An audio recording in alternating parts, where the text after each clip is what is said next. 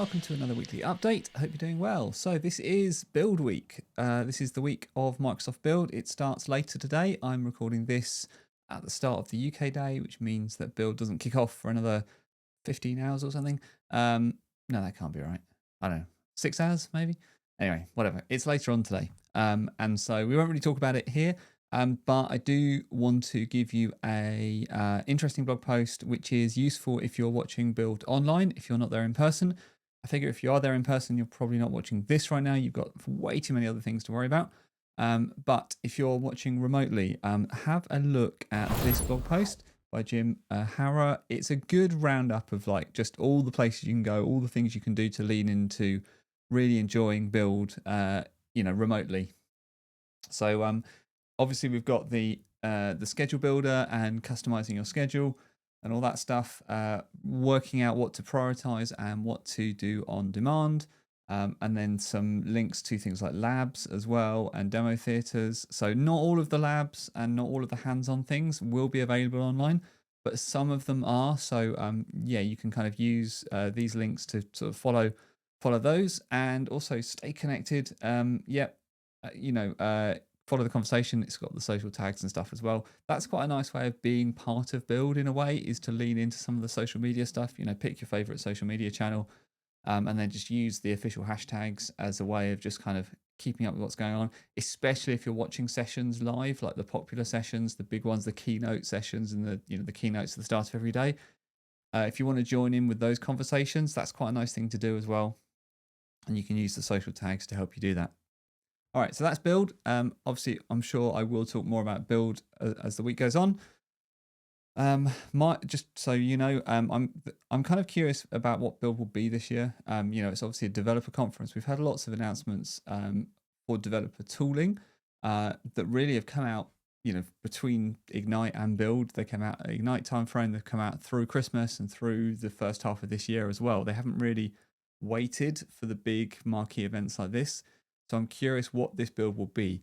I expect it will be a bit of a roundup of all of the tooling, all of those things. There is something I'm really hoping to see as well, though, is just some guidance, I suppose, for developers, because there's lots of different ways of doing the same thing at the moment. And I think it would be really good to get some guidance and direction on, are these things coming together into one unified offering? Are they going to stay separate? And therefore, if they're going to stay separate, how should developers choose between them when evaluating what to use for a particular solution? So that's what I'd like to see coming out of Build, but we'll see. All right, let's cut over to Azure Communication Services. And this is more of a reminder, I suppose, that they have a really good thing called the sample builder over there, which is a nice way of prototyping new solutions or new ideas, things that you might want to do with Azure Communication Services. Specifically, they're calling out how you can use some of the meeting capabilities of ACS with some of the AI capabilities already built into Azure AI. Because Azure Communication Services built on Azure, it plays really nicely with the other Azure components. So they've got a blog post here talking about bringing AI to meetings, link to the sample builder, and they kind of use the sample builder as a way of demonstrating how to do that. To really kind of richly bring some good meeting insights to meetings that are hosted on Azure Communication Services. This is the same level of fidelity, I guess, in terms of AI output that you'd get out of Teams meetings. When you get the kind of meeting insights and the Copilot stuff, you can do all that yourself if you're hosting your meetings in Azure Communication Services and you use some of the Azure AI stuff. So it's all the same stuff. It's all the same tooling and tech behind the scenes, I think. It's just, obviously when you're doing it with Teams, it's kind of packaged up for you.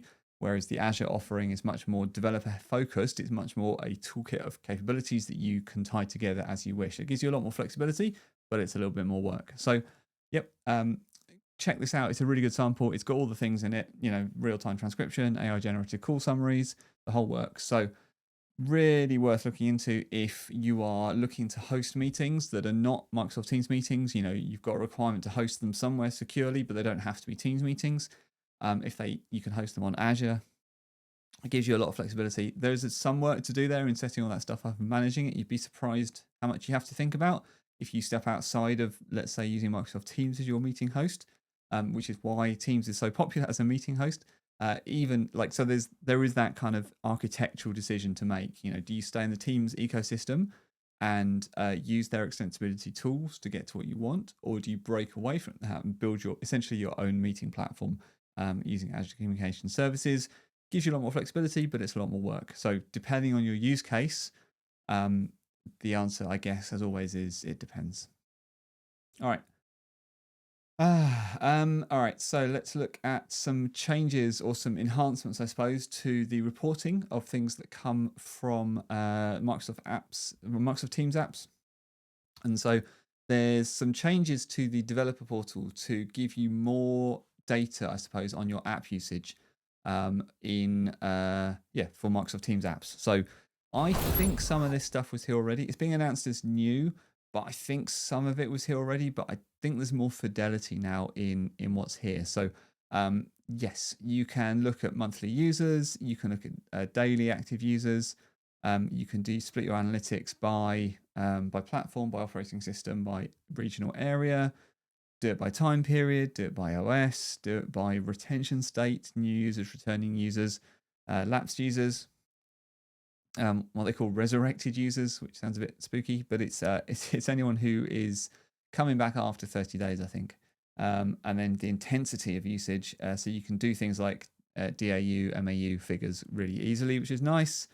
You can do all of that for your own apps, and you can do it for third-party apps as well.